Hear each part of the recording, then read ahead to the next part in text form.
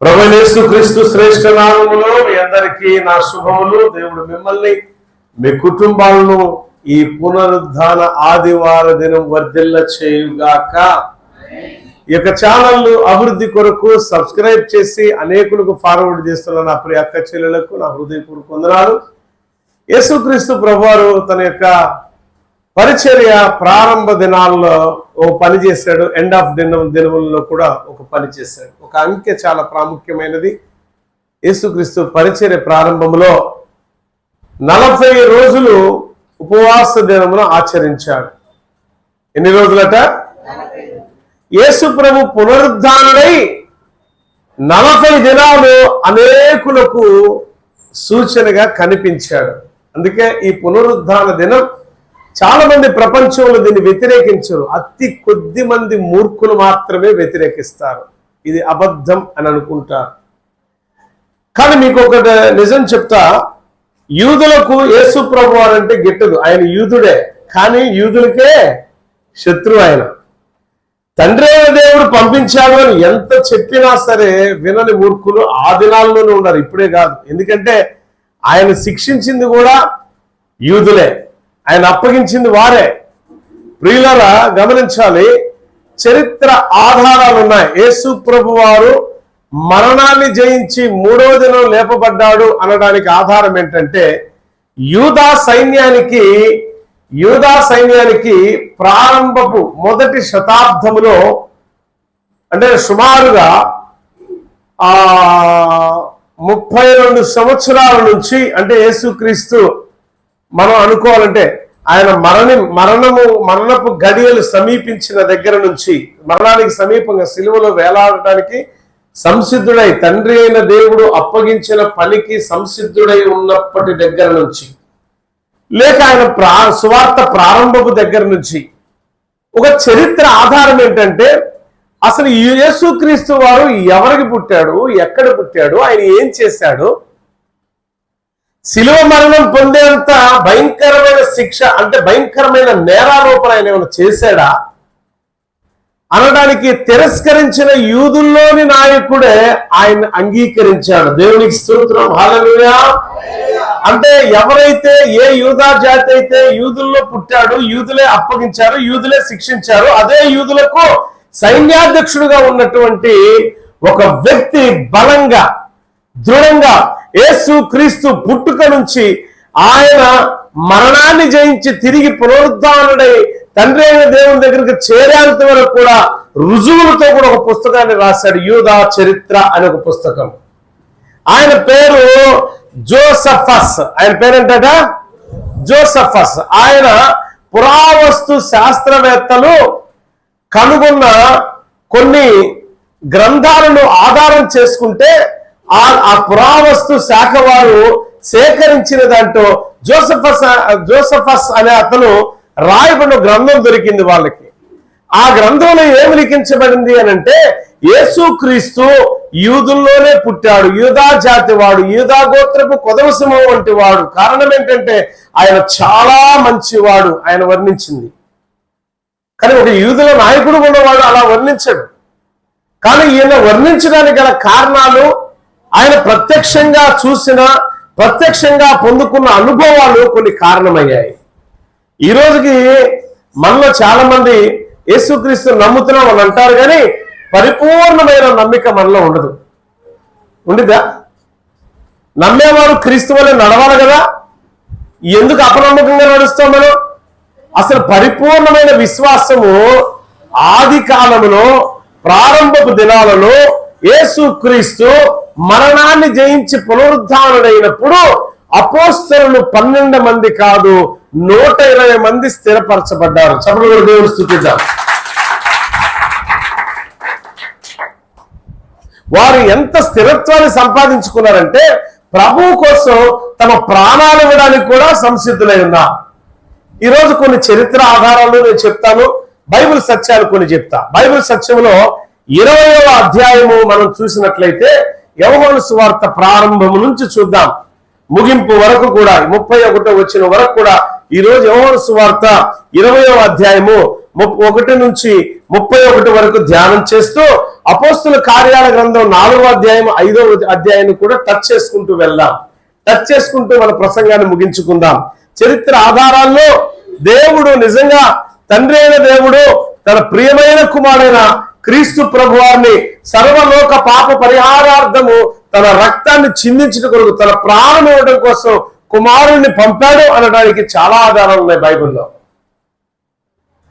ఆనాటి కాలంలో ప్రవక్తలు ఆది కాండము నుంచి కూడా ప్రవక్తల ప్రవచనాలు నెరవేర్పు యేసుక్రీస్తు శిలువ మరణము పొంది పునరుద్ధానుడై లేపబడేంత వరకు కూడా ప్రత్యక్షంగా పిన్ టు పిన్ జోసెఫస్ అనే అతను జోసెఫస్ అనే యూదా సైన్యాధ్యక్షుడు ఆయన యొక్క పుస్తకములో లేక యూదుల గ్రంథములో చక్కగా వివరించాడు. చరిత్రకారులు ఆ గ్రంథాన్ని చూసి ఆశ్చర్యపోయారట. ఆయన ఏ విధంగా అభివర్ణించాడు యేసు ప్రభువారిని, ఎందుకు అభివర్ణించాడు, ఎందుకు అంత ఘనపరిచాడు, యేసుక్రీస్తు చాలా మంచివాడని, ఆయన ధర్మాన్ని కాపాడిన వాడని, అంటే సత్యాన్ని కాపాడటానికి, అదేవిధంగా సత్యం కోసం ఈ లోకంలోకి వచ్చాడని, సర్వలోక పాప పరిహారార్థం మాత్రం ఆయన రక్తాన్ని చిందించి ఆ పాపులుగా ఉన్న వారి యొక్క పాపపు చెరకట్లను తెంచివేయడానికే ప్రభు ద్వారా అనగా తండ్రి అయిన దేవుని ద్వారా పంపబడిన దూత వంటి వాడు క్రీస్తు ప్రభువారని, ఆయన మరణాన్ని కూడా జయించిన మహిమాన్వితుడని చరిత్రకారుడైనటువంటి జోసెఫస్ చెప్తాడు. ఇక్కడ ప్రారంభపు వచనాల నుంచి మనం చూస్తే ఎక్కడ అంటే యోహాను సువార్త 20వ అధ్యాయము ప్రారంభపు వచనాలు మరియు అపోస్తల కార్యాల గ్రంథం 4-5 అధ్యాయాల్లో కొన్ని మాటలు మనం ధ్యానం చేయబోతున్నాం. ఇప్పుడు యోహాను సువార్త ప్రారంభ వచనాలు అంటే యేసుక్రీస్తుని సమాధి చేసిన తర్వాత ఆదివారం రోజు జరిగిన ఏం జరిగింది, ఎలా జరిగింది, ఆయన ఎలా పునరుద్ధానుడై లేపబడ్డా, లేదా నిజంగా శిష్యులే, ఈరోజు మనం చెప్పబోయే ప్రసంగం ఏంటంటే శిష్యులే ఆయన ఆ అబద్ధపు సాక్ష్యాన్ని లోకంలో ప్రకటించారా అని చూస్తే మహానుభావులు ధర్మశాస్త్ర వేద పండితులైనటువంటి గమలీయేలు కూడా సాక్ష్యాన్ని చెప్పినట్టు మనం చూస్తాం బైబిల్ గ్రంథంలో. ఆ యొక్క ఇంత గొప్ప సాక్షి సమూహం మేఘమోలే ఆవరించి ఉండగా సులువుగా చిక్కులు పెట్టే పాపాన్ని మనం కూడా విడిచిపెట్టి విశ్వాసములకు కర్తయ్యు దాన్ని కొనసాగించు యేసు వైపు చూస్తూ విశ్వాసపు పరుగు పందెములు ఓపికతో మనం పరిగెడదాం. చూడండి, ఆ రోజు ఆదివారం ఏం జరిగింది అనేది, ఆయన సమాధి చేసిన తర్వాత ఆదివారం ఏం జరిగింది ఆ వచనాలు చదవమ్మా. ఆదివారమున ఇంకా చీకటిగా ఉందట. మగ్దలేని మరియా పెందల కాడే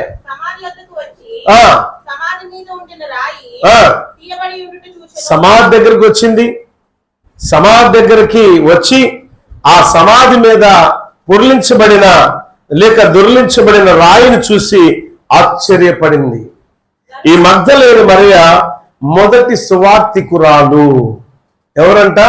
ప్రపంచ చరిత్రలో మొట్టమొదట క్రీస్తు పునరుద్ధానం గురించి బోధ చేసిన వ్యక్తి ఎవరన్నా ఉన్నారు అని అంటే అది మగ్దలేని మరియా. దేవునికి స్తోత్రం, హల్లెలూయా. ఈ మగ్దలేని మరియా ఎలాంటి సువార్త, శుభకరమైన వార్త అంటే పునరుద్ధానుడైన క్రీస్తు గురించి శుభకరమైన ఆనవాలు ప్రజలకు తెలిపిన మహోన్నతమైన వ్యక్తి. స్త్రీలు ఒక విషయాన్ని వింటే, ఏ విషయమైనా సరే స్త్రీలు తమకు తెలిసింది కడుపులో అసలు దాచుకోలేరు. దాచుకుంటారమ్మా? మీరు నిజాలు చెప్పండి. అది బయటకు పంపించేంతవరకు కడుపు ప్రమాగతం కదా. మరంటా అని చెవుల్లో మీరు గుసగుసలు మాడుకుంటారు అప్పుడప్పుడు, నాకు తెలుసు కదా. అది బయట చెప్పకపోతే ఎవరు చెబుదామని పాపం, ఎవరు చెబుదామని రోడ్డు వైపు ఉంటారు. ఎవరు వస్తారా, ఎవరు చెబుతారా? నిజమే, కానీ మంచినే చెప్పండి, చెడుని కాదు. అయితే ఏంటంటే వాళ్ళకున్న స్వభావం, స్త్రీలకున్న స్వభావం ఏంటంటే తెలుసుకున్నది బయటకి చెప్పకుండా ఉండలేరు. ఓ రాజుగారు బాగా గడ్డం పెరిగిపోయి, మీసాలు పెరిగిపోయి, హెయిర్ పెరిగిపోయి ఒక రాజ్యంలో ఉన్న మంచి మంగల్ని రమ్మంటే క్రాప్ చేయాలి రాజుగారికి రా అని చెప్పి సైనికుడు చెప్పగానే ఆ ఆవిడ చక్కగా అన్ని వస్తువులు ఇచ్చి పంపించినప్పుడు మంచిగా క్రాప్ చేసేటప్పుడు ఆయన తలకున్న పాగ ఇట్ట తీశాడంట. రాజుగారి చెవులు కోతి చెవులు ఏ మాట్లాడని చెప్పి చంపేస్తా. కోతి చెవుల్లా ఎట్టున్నాయంట.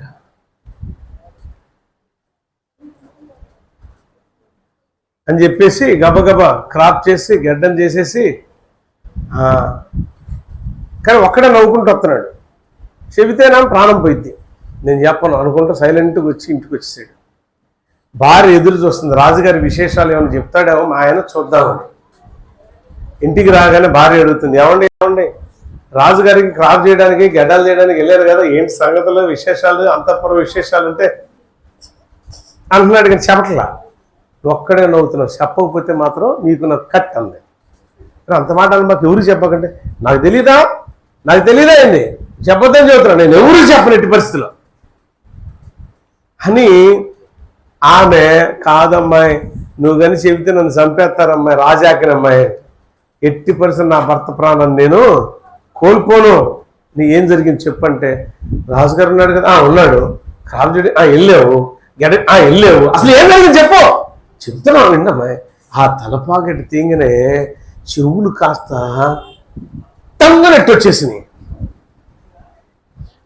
నేను నవలాక చంపేస్తా ఈ విషయం కానీ వేరే వాళ్ళకి చెప్తాను అన్నాడు. అందుకనే నమ్మాయని చెప్పంటే ఎట్లుండే తెలుసు అంటే ఎట్లుండే అని అంటే పక్క నీకు దండం పెడతాను నా పక్క అంటే వింటారు, నీకు దండం పెడతాను నా పక్క, అసలు ఆపుకోలేకపోతుంది అక్కాయి. సరే కానీ పలానా వాళ్ళు రమ్మన్నారంట ఇల్లు అని చెప్పి మళ్ళీ పంపించింది ఇంకో చోట.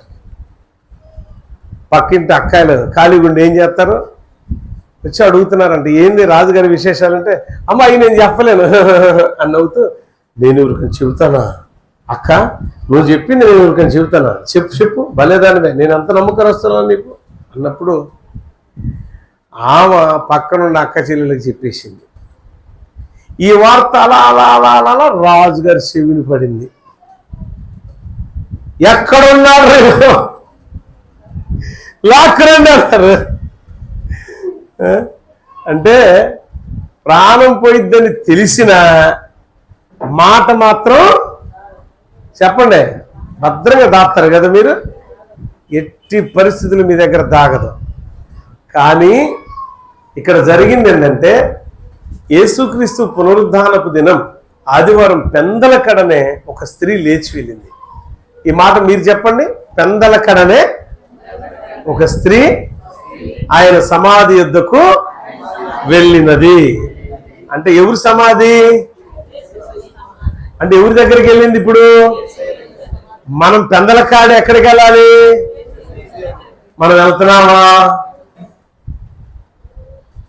వాక్యం ప్రారంభించలేదులే, ఎండ్ ఆఫ్ టైంలో వెళ్ళొచ్చులే అని మనం అనుకుంటాం కదా. కానీ అక్కడ ఆ దినాల్లో ఉన్న స్త్రీలు ఎలా ఉండేవాళ్ళంటే పెందల కడ లేచి వెళ్ళేవారు. దేవుని సన్నిధికి వెళ్ళాలమ్మా.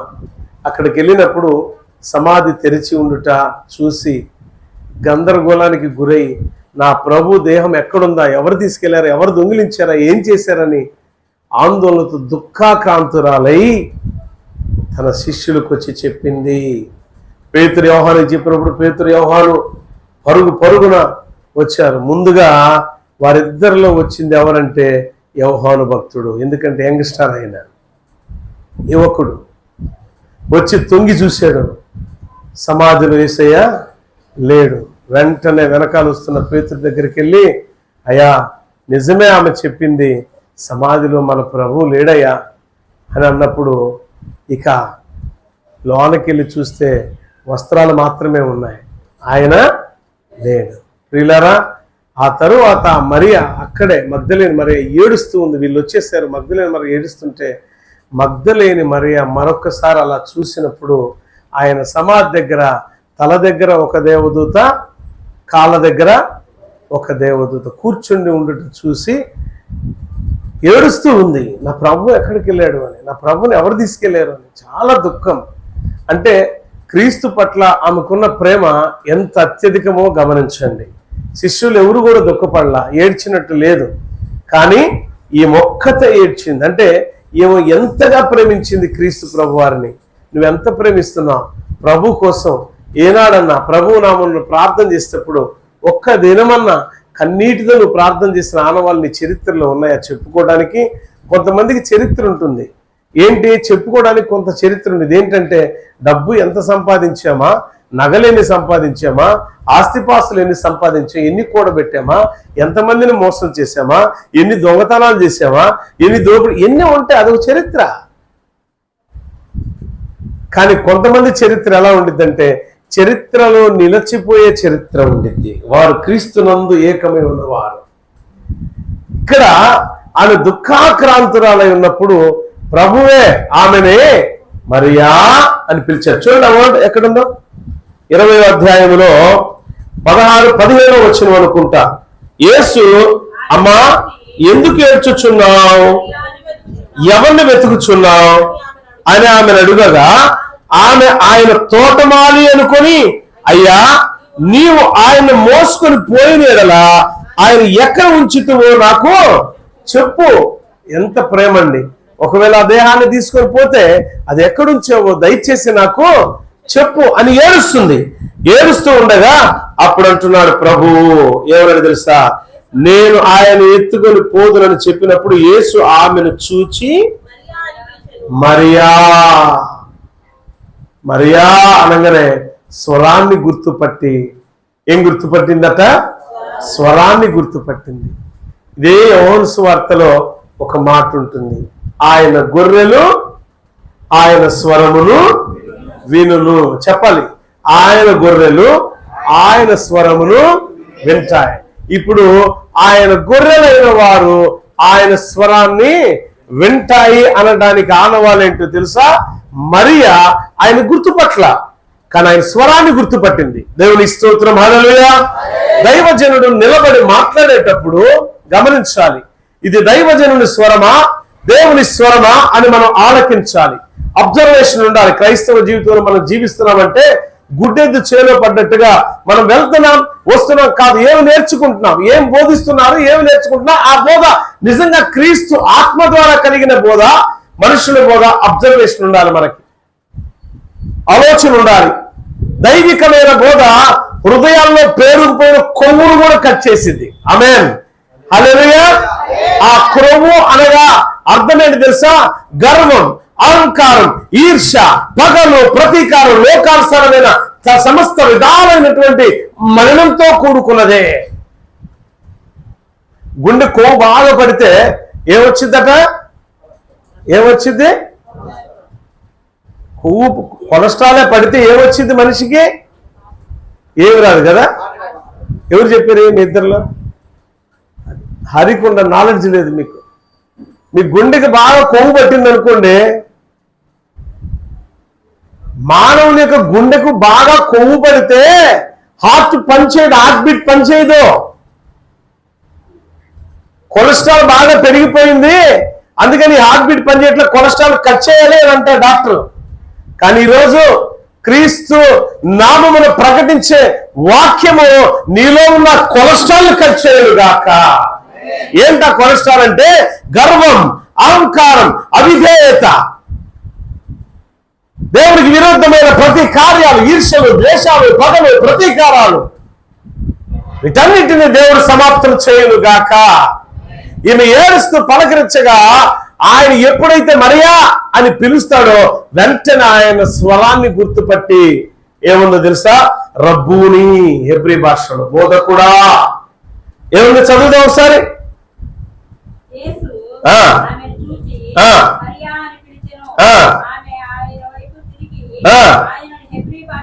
హెబ్రీ భాషలో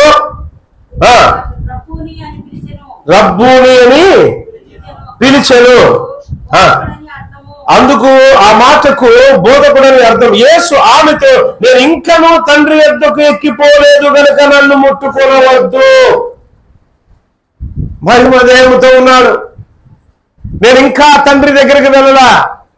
ప్రియులారి, అధ్యాయం అంతా చూస్తే తదుపరి 19వ వచనంలో రాయబడి ఉన్నది. ఏముందంటే, ఆదివారము సాయంకాలమున శిష్యులు యూదులకు భయపడి తాము కూడి ఉన్న ఇంటి తలుపులు మూసి ఉండగా యేసు వచ్చి మధ్యను నిలిచి మీకు సమాధానము కలుగుగాక అని వారితో అనెను.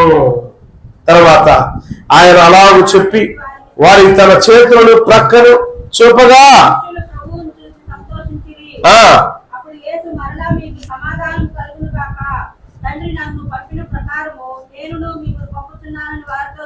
తండ్రి నన్ను పంపిన ప్రకారం, నన్ను ఎలా పంపించాడు పరము నుండి భూమికి ఆయన సత్య స్వార్థను ప్రకటించడానికి, అనేకులను ఆయన రాజ్య నివాసులుగా చేయడానికి, అలానే నేను మిమ్మల్ని తండ్రి పేరట నేను మిమ్మల్ని పంపుతున్నాను.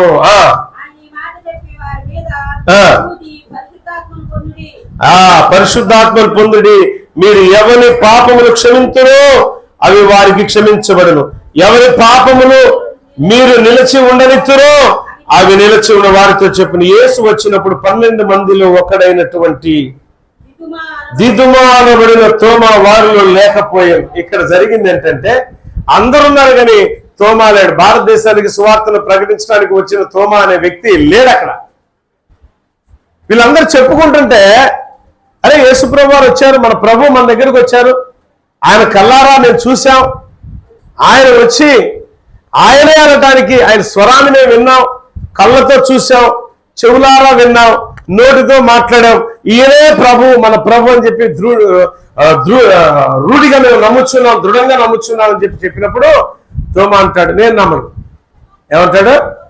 చనిపోయినోడు లేచి రావటం ఎక్కడన్నా ఉందా చరిత్రలో? ఉందండి?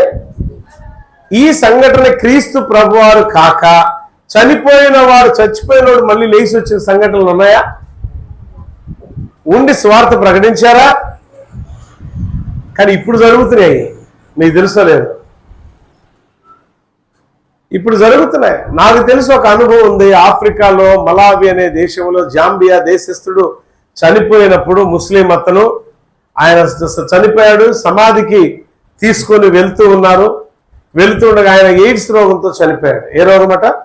భయంకరమైన ఎయిడ్స్ రోగంతో. ఆయన యొక్క లివరు, కిడ్నీలు మొత్తం చెడిపోయినాయి, కంప్లీట్ డ్యామేజ్ అయిపోయాడు. ఆయన మరణ పడక మీదకి వెళ్ళిపోయాడు. చనిపోతాడు అన్నారు, చనిపోయాడు. బంధువుల కోసం వాళ్ళ కోసం 3వ రోజు దాకా 3వ రోజు సమాధి తీసుకెళ్తున్నారు. తీసుకెళ్తునేసరికి సమాధి లోనికి దించబోయే ముందు అందరికి ఎవరైనా చూస్తారని చూడండి, పలకరిస్తారని పలకరిండి అని అంటే ఒక్కొక్కరు వచ్చి పలకరిస్తా ఉన్నారు, చూస్తూ ఉన్నారు, కానీ స్పందన లేదు. సోదరుడు, మరి తమ్ముడు అన్నో తెలియదు, నాకు గుర్తులేదు, మై బ్రదర్ అని అన్నాడు. ఆయన వచ్చి అన్నా లేనా ఒక్కసారి లేనా మాట్లాడన్నా అని అంటున్నాడంట ఏడుస్తూ. తక్కువ లేచి కూర్చున్నాడంట. ఆయన ఇప్పుడు సేవకుడు, 2-3 సంఘాలు కట్టాడు. నేను ఆ సంఘానికి కూడా వెళ్ళి ఆఫ్రికా అడవుల్లోకి ట్రైబల్స్ సరిగ్గా బట్టలు ఉండని మనుషుల దగ్గర ఆయన సేవ చేస్తాడు. ఒక బెత్తెడెత్తున ఆ మట్టికి వెనకాల పేరుకుపోయిద్ది ఆ ట్రైబల్స్కి. స్నానాలు తెలియదు వాళ్ళకి. అడవిలో జంతువులు ఎట్లా ఉంటే అలానే ఉంటారు, ఇంకేం తెలీదు. పాము గరిస్తే ఏదో పరిగెత్తుకుంటా ఆ పాడిని మోసుకొచ్చినట్టు మనిషిని మోసుకొచ్చి ఈ పాస్టర్ దగ్గరకు వస్తే ప్రార్థన చేస్తే నయమైద్దని చెప్పి నమ్మే అంత బలమైన విశ్వాస జీవితంలో అలాంటి వారు. భయంకరమైన పాములు కలిసినప్పుడు ఈయన దగ్గరికి ప్రార్థనకు వచ్చేవాళ్ళంట. వాళ్ళ విశ్వాసం ఏంటంటే ఆ పాము విషము విరిగిపోయింది క్రీస్తునామని. వాళ్ళు సాక్ష్యం చెప్తుంటే చాలా సంతోషపడ్డాను. తిరిగి మేము వచ్చేటప్పుడు వాళ్ళు పెంచుకునే నాటుకోళ్ళు ఉంటాయి కదా, ఆ నాటుకోళ్ళను కట్ చేసి కట్టెల మీద కాల్చి ఒక కవర్లో ఇచ్చారు మాకు. తింటాం కదా మనం, దాన్ని పచ్చిగా ఉండిద్ది, ఏముండిద్ది కాల్చి అట్టు ఇచ్చేసారు అంతే. బాబు నేను తినలేంటారు నాయన, మీరు ఏమనుకోద్దునన్నాను. కానీ వారి విశ్వాసం గొప్పది బిడ్డలారా. ఆ సేవకుడు అలానే 3వ రోజు లేపబడినప్పుడు ఎక్కడైతే దేవుని సువార్త ప్రకటిస్తాడో అని చెప్పేసి అప్పటి వరకు యేసుక్రీస్తు తెలియదు. లేచిన తర్వాత అందరు అడిగారు ఏంటి అని అంటే, నన్ను యేసయ్య బ్రతికించాడు, నాకు జీవం ఇచ్చింది ఆయనే, భూమి మీద సువార్త ప్రకటించమని నన్ను పంపాడు. పాస్టర్ యాడమ్ ఆయన పేరు, పాస్టర్ యాడమ్. మలావి దేశంలో సేవ చేస్తున్నాడు పాస్టర్ యాడమ్. ఆయన లిలోంగ్వే టౌన్లో ఉంటాడు. వచ్చాక ఆయన మంచి సాక్ష్యం, ఇలా జరిగింది. మరి ఇప్పుడు ఆయన ఉన్నారో లేరో నాకు తెలియదు, కానీ అలా జరిగింది. ఆయన లేపబడ్డాడు క్రీస్తునామను బట్టి. క్రీస్తు కొరకు వారు ఆ యొక్క ముస్లిం సొసైటీ వారందరూ కూడా వెలివేస్తే ఆ దేశం విడిచి వేరొక దేశంలోకి వచ్చి, అంటే మలావి, జాంబియాను విడిచిపెట్టి మలావికి వచ్చి సేవ చేస్తూ ఉన్నాడు. ప్రియులారా, క్రీస్తు నామములో బ్రతికించబడ్డాడు, క్రీస్తు సత్యసాక్షిగా నిలబడ్డాడు. ఈరోజు మరణము మనల్ని ఏమీ చేయదు, గుర్తుంచుకోండి. ఇలాంటి సూచనలు ఎందుకు జరుగుతాయంటే, యేసుక్రీస్తు నమ్మి, బలంగా నమ్మి, విశ్వాసం ఉంచి ఆయనలో నడిస్తే మరణాన్ని కూడా మనం జయించగలం. క్రీస్తు ఏ రీతిలో పునరుద్ధానుడై లేపబడ్డాడో మనం కూడా అలానే ఉంటాం. ఇందాక ప్రారంభంలో చెప్పా, జోసఫస్ అనే అతను యూదుల యొక్క గ్రంథాన్ని, యూదుల యొక్క చరిత్ర సంబంధించిన హిస్టారికల్ ఒక గ్రంథాన్ని, ఒక పుస్తకాన్ని రాశాడు ఆయన. జోసఫస్ అనే అతను యూదుల సైన్యాధ్యక్షుడు, అప్పట్లో రోమా సైన్యానికి వ్యతిరేకంగా నడిచేవాడు. అలాంటి వ్యక్తి ఒకానొక దినం రోమా సైన్యంలో పట్టబడ్డాడు. తదుపరి యూదులు అందరూ కూడా ఆ యేసుక్రీస్తుకు వ్యతిరేకమే, కానీ సత్యాన్ని ఎరిగి ఉన్నాడు. ఎలా ఎరిగి ఉన్నాడంటే, అపోస్తుల కార్యాల గ్రంథం 4వ అధ్యాయములో అపోస్తులు ప్రకటించిన సువార్త విషయంలో ఎలా ఉన్నారు అనంటే, క్రీస్తుని మేము కనులారా చూశాం, చేతులారా తాకాం, పేతురు యోహోను క్రీస్తు నామములో ప్రార్థన చేయుచుండగా, ఇందాక మనం 20వ అధ్యాయములో మనం ఒక మాట చదువుకున్నాం, ఆయన వారి మీద ఆత్మ ఓదగా వారు పరిశుద్ధాత్మను పొందుకున్నారు. పరిశుద్ధాత్మ పొందుకున్న వీరు ఆ పునరుద్ధానం గురించి లోకమంతా ప్రకటిస్తూ ఉన్నారు. ప్రకటించే సమయంలో అనేక మంది రోగులను బాగు చేయడం ప్రారంభించారు. ఒరే బాబు, ఆ దేవాలయం దగ్గర ఉన్న వ్యక్తిని మీరు ఎట్ట బాగు చేశారు, ఏ నామాన్ని ఉచ్చరించని ప్రధాన యాజకులు, శాస్త్రులు, పరిచర్యులు, పరిచారకులు అనేక మంది వాళ్ళని ప్రశ్నించడం ప్రారంభించారు. అనేక మంది నాయకులు ప్రశ్నించడం ప్రారంభిస్తే వాళ్ళు ఒకటే చెప్పారు, ఏ దైవ కుమారుడని క్రీస్తు ప్రభువారు ఈ లోకానికి వచ్చి సర్వలోక పాప పరిహారార్థం రక్తం చెందించాడో, ఏ దైవ కుమారుని మీరు శిక్షించారో, ఏ దైవ కుమారుని మీరు దూషించారో, ఆ దైవ కుమారుడైన క్రీస్తు ప్రభువారు మరణాన్ని జయించి పునరుద్ధానుడై లేపబడ్డాడు. ఆయన నామమును బట్టి ప్రార్థన చేయగా ఇదిగో ఆ కుంటివాడు నడుస్తున్నాడు, గుడ్డివాడు చూపు పొందుకున్నవాడు, ఈస్తోనబడిన ఒక యవనస్తుడు మేడ మీద నుండి త్రోయబడిన మేడ మీద నుంచి కింద పడిపోయినప్పుడు ఆ వ్యక్తిని క్రీస్తు ప్రార్థన చేయగా బాగుపడ్డాడు. ఇలా చెప్తూ ఉంటే అనేక మంది విశ్వసించారు, అనేక మంది క్రీస్తు తట్టు తిరిగారు. అది తట్టుకోలేని ప్రధాన యాజకులు కుట్ర చేసి వారిని చెరసాల్లో వేస్తే, 4-5 అధ్యాయాల్లో ఉన్న మాటలు నేను చెప్తున్నాను. చెరసాలలో వేస్తే చెరసాలలో ఉన్న వ్యక్తుల్ని దేవదూత వారి ఇరువురిని తీసుకుని దేవాలయంలో కూర్చోండబెడుతుంది. ఈ ప్రధాన యాజకులు అనుకుంటారు కదా, మన చెరసాలలో వేసిన ఈ పేతురు యోహానులను బయటికి తీసురండి అని అంటే, చెరసాల ఆ సైనికుడి దగ్గరికి వెళ్ళి, అయ్యా చెరసాలలోకి వెళ్ళాను, తొంగి చూశాను, పేతురు యోహానులు కనపడతలా, చెరసాలకు వేయబడిన ఆ బంధకాలు అలానే ఉండిపోయినాయి, చెరసాల మీద ప్రక్కనే ఉన్నటువంటి కాపలాదారులు అలానే ఉండిపోయారు, బట్ చెరసాలలో మాత్రం వారు లేరు. ఎక్కడ లేరట? చెరసాలలో వారు లేరు. 5వ అధ్యాయము చూడండి, చెరసాలలో వారు లేరు. అపోస్తుల కార్యాల గ్రంథం 5వ అధ్యాయములో రాయబడిన మాటలు చూడండి. చెరసాలలో వాళ్ళు లేరు అన్నప్పుడు వారు ఆశ్చర్యపోయారు. ఏం జరిగింది, ఏం వింత జరుగుతుంది, ఏం జరగబోతుంది, వారు చాలా షాకు గురయ్యారు. అప్పుడు ప్రధాన యాజకులు, పెద్దలు అనుకునబడిన వారు ఆ టైంలో ఒకడు వారి దగ్గరకు వచ్చి 5వ అధ్యాయములో అపోస్తుల కార్యాల గ్రంథం 5వ అధ్యాయములో 24వ వచనము నుండి, అంతటా దేవాలయపు అధిపతియు ప్రధాన యాజకులను ఆ మాటలు విని ఇది ఏమవునో అని వారి విషయమై ఎటు తోచక ఉండి, అప్పుడు ఒకడు వచ్చి, ఇదిగో మీరు చెరసాల్లో వేయించిరే ఆ మనుషులు దేవాలయములో వామ్మో, మీరు ఏ చెరసాల్లో ఏ మనుషులు పెట్టారో ఆ మనుషులు దేవాలయంలో బోధ చేస్తున్నారు. చెరసాల్లో ఉండడం వల్ల దేవాలయంలో బోధ చేయటం ఏంటి? ఏ క్రీస్తు ప్రభు అయితే పునరుద్ధానుడే లేచి 40 దినాలు, యేసు ప్రభు వారు పునరుద్ధానుడే లేచిన తర్వాత 40 రోజులు భూమి మీద ఉన్నాడండి. ఈ భూమి మీద 40 దినాలు చరిత్ర ప్రతిదీ చరిత్ర సూచిస్తుంది. చరిత్ర గ్రంథాలు మీరు విప్పి చదివితే దాంట్లో మీకు ప్రత్యేకంగా కనపడాలంటే యూదుల గ్రంథాలు చదవండి. వాటిలో కనపడతాయి. 40 దినాలు ఆయన భూమి మీద సంచారం చేస్తూ అనేకులు కనపడ్డాడు. ఒకరికిద్దరు శిష్యులుగా కనపడితే అది అబద్ధంగా ఉంటుంది. అందుకే జోసఫస్ అనే వ్యక్తి ఏం రాశాడంటే, యేసుక్రీస్తు ప్రభువారు ఆయన శిష్యుల కాదు కనపడింది, అందరికీ కనపడ్డాడు. ఏమంటే శిష్యుల వరకే కనపడితే వాళ్ళు అబద్ధమాడారు అనుకుంటారు కదా. ఆలోచన చేయండి. శిష్యులంటే అభిమానంతో చెప్తున్నారు, ప్రేమతో చెప్తున్నారు అనుకోవచ్చు. కానీ ఇతరులకు కూడా, ఎవరికంట? ఇతరులకు కూడా కనిపించినట్టు జోసఫస్ అనే వ్యక్తి, ఈ చరిత్రకారుడు, ఈయన ప్రారంభపు దినాలలో ఈయన యూదులకు సైన్యాధ్యక్షుడుగా ఉన్న వ్యక్తి, ఒక నాయకుడు ఉన్న వ్యక్తి, ఈయన కుండ బద్దలు కొట్టినట్టు చెప్తున్నాడు. నిజమే, యేసుక్రీస్తు మంచివాడు. ఎప్పుడు? సిలువ వేయబడి పునరుద్ధానుడై లేపబడినప్పుడు చెప్తున్నాడు. అనేక మంది సాక్షి సమూహం సిద్ధపడ్డారు క్రీస్తు ప్రభు వారికి కోసం. యేసుక్రీస్తు ప్రభువారు పునరుద్ధానుడై లేపబడ్డాడు అనడానికి గుర్తులేంటి? ఖాళీగా ఆయనకి ఏ బట్టలు అయితే ధరించారో ఆ బట్టలు అక్కడ పడేస్తున్నాయి. ఎంత బలంగా సమాధి మీద ఉంచబడిన రాయి ఎంత బలంగా ఉంచారు, సంఖ్యలు వేసి కాపలాదారులు పెట్టారు. కానీ పెద్ద పెద్ద గొలుసులు, ఒక మనిషి లేదా ఒక 10 మంది దొర్లించడానికి వీలు లేకుండా సీలు వేసింది అది.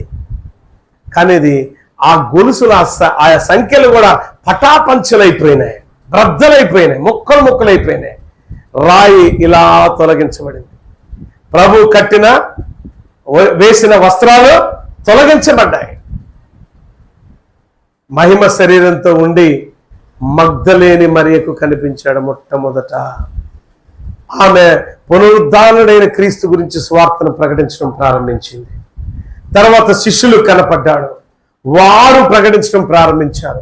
తర్వాత యెరూషలేములో అనేకులకు కనిపించెను. 40 రోజులు కనపడకుండా ఉంటారు హరిబాబు? ఉంటారా? అంతే. అదేవిధంగా శిష్యుల్లో ఒకడు ప్రాముఖ్యమైన వ్యక్తిని గురించి మనం చెప్పుకోవచ్చు, తోమా. ఆయనైతే, ఏమి నీ గాయాలు, నీ చేతులకు గాయాలు ఉండాలిగా, నీ కాళ్ళకు గాయాలు ఉండాలిగా, నీకు పక్కలో బల్లెం పోతుంది కదా, అవి చూపించు. చూపించడం కాదురా, నీ వేలుతో వచ్చి తాకరా అన్నాడు. అంటే మొట్టమొదటి తాకింది ఎవరు? ఎంత దృష్టివంతుడు కదా. అనుమానం ఉంటే ఉంది, కానీ ప్రభువుని తాకాడు. దేవునికి స్తోత్రం, హల్లెలూయా. అరే, మనం ఏది కూడా కళ్ళతో చూస్తే గాని, చెవులతో చూస్తే గాని వినమో కనమో కానరా మనుషులకి ప్రకటించలేం కదా. కొన్ని సత్యాలు యథార్థంగా ఉన్న వాటిని మనం సరిగ్గా నమ్మలేం. అబద్ధాలని అతికినట్టు నమ్మేస్తాం. అబద్ధాలు నమ్మినట్టు నిజాలను మనం నమ్మలేం. తోమా వచ్చి గాయాలను వేలు పెట్టాడు. ఎంత దుఃఖాక్రాంతుడయ్యాడంటే, ప్రభువా నన్ను క్షమించు, మన్నించయ్యా, పాపినయ్యా, నిన్నే పరీక్షించానయ్యా, దౌర్భాగ్యుడయ్యని రొమ్ము కొట్టుకొని అంగలార్చాడు. అందుకే తోమా భక్తుడు దేవుని కొరకు అనగా క్రీస్తు కొరకు తన ప్రాణాన్ని కూడా ఇవ్వడానికి సిద్ధపడ్డాడు. ఆమేన్, హల్లెలూయా. ఎందుకు అపోస్తలులు అనేక మంది ఖడ్గాల చేత చంపబడ్డారు, అనేక మంది ఉరి తీయబడ్డారు, అనేక మంది సిలువ వేయబడ్డారు, అనేక మంది కాల్చబడ్డారు, అనేక మంది రంపాలతో కోయబడ్డారు. ఎందుకు ప్రాణత్యాగం ఎందుకు చేశారంటే, కళ్ళారా చూశారు, చెవులారా విన్నారు, చేతులారా తాకారు. ప్రభు యందు బలమైన తీర్మానం, బలమైన విశ్వాసం. క్రీస్తు కొరకు ఎవరైతే తన ప్రాణాన్ని త్యాగం చేస్తారో తిరిగి దాన్ని మన సంపాదించుకుంటారు. మరలా క్రీస్తు కొరకు ప్రాణార్పణ చేసిన వారు తిరిగి అదే ప్రాణాన్ని తెచ్చుకుంటారు. బిడ్లారా, ఒకటి చెప్తున్నా, యేసుక్రీస్తు పునరుద్ధానుడై ఉన్నాడు. పునరుద్ధానుడైన క్రీస్తు ప్రభువారు దైవ కుమారుడు అనటానికి రుజువే ఆయన ఘననామములో ప్రార్థన చేయగా అద్భుతాలు. ఆయన నామాన్ని బట్టి ఉచ్చరించి ప్రార్థన చేస్తే అనేక ప్రాంతాల్లో భూమి కంపించిపోయిందట. కారణం ఏంటంటే, ఆయన నామములో అంత శక్తి ఉన్నది, ఆయన రక్తములో అంత శక్తి ఉన్నది, ఆయన నామ ఉచ్చరణలో, ఆయన వాక్కులో అంత బలం ఉన్నది. ఎంత బలం అంటే, చనిపోయిన వారిని కూడా మరలా బ్రతికించగలిగినది. అందుకే ఈ పునరుద్ధాన దినం మనం నేర్చుకోవలసిన మాట ఏంటంటే, పడిపోయిన ఆత్మీయ జీవితాన్ని మరా పురిగొల్పుకోబడి లేవనెత్తబడాలి. ఈ వాక్యం ద్వారా పురిగొల్పబడి మనం లేవనెత్తబడాలి. మరలా నూతనమైన జీవితం, నూతనమైన ఆత్మానుసారమైన జీవితంలో మనం ముందుకు అడుగులు వేస్తే క్రీస్తు నామం బట్టి ప్రార్థన చేయగా మన జీవితమే అద్భుతంగా ఉంటుంది. దేవుడి మాటలు దీవించుగాక. ఆమెను ప్రార్థన చేసుకుందాం. మహాగణుడానికి స్తోత్రాలు. చెప్పబడిన వాక్యం ప్రతి బిడ్డ హృదయమును ఫలింప చేయండి. ఎన్నో ఆధారాలు, చరిత్రలో ఎన్నో ఆధారాలు, సిలువ వేయబడి మరణాన్ని మీరు జయించారని ఎన్నో ఆధారాలు ఉన్నాయి. ఈ ఆధారాలను బట్టి నీకు స్తోత్రాలు. నమ్మిన ప్రతి ఒక్కరిని, చూడక నమ్మిన వారి కంటే చూసి నమ్మిన వారి కంటే చూడక నమ్మిన వారు ధన్యులు అన్నావు కదా. తోమా ఎప్పుడైతే గాయాల్లో వేలు పెట్టాడో ఆ క్షణం మీరు అన్నమాట, చూడక నమ్మిన వారు ధన్యులు. మేము మిమ్మల్ని చూడలా, కానీ మేము నమ్ముతున్నాం.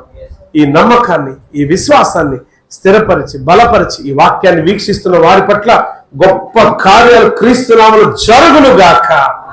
గొప్ప విడుదల కలుగును గాక. గొప్ప ఆరోగ్యం దేవుడు అనుగ్రహించు గాక. ప్రతి బంధకాలు తెరిచివేయబడుగాక. శాంతి, సమాధానం, నెమ్మది ప్రతి ఒక్కరికి అనుగ్రహించబడుగాక. క్రీస్తు నామములో ప్రార్థన చేయించుండే మా మనవులన్నీ ఆలకించి ప్రభువా అభివృద్ధి పదవులో నీ బిడ్డలు నడిపించమని యేసు నామములో అడుగుచున్నాను తండ్రి. ఆమేన్, ఆమేన్, ఆమేన్. అందరికి వందనాలు. God bless you all. దేవుడు మిమ్మల్ని, మీ కుటుంబాలను దీవించి ఆశీర్వదించుగాక. ఆత్మీయ జీవితంలో పడిపోయామా? తిరిగి లేపబడదాం, కట్టబడదాం. నూతనమైన బలంతో, నూతనమైన ఉత్సాహంతో దేవునిలో ఆయన సాక్షిగా వాడబడదాం. God bless you all.